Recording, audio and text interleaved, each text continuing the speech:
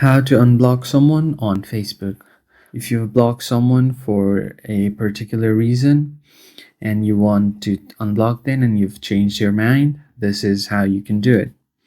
Now, to first unblock the person, you will have to find your block list on your settings.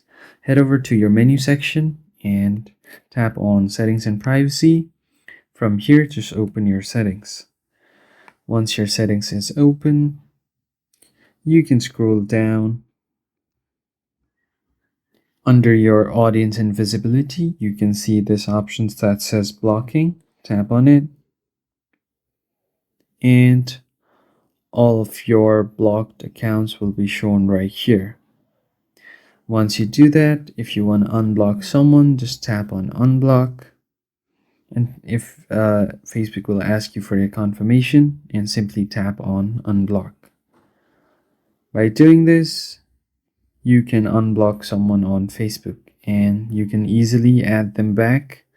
And if they accept your friend request, you can normally interact with each other like before.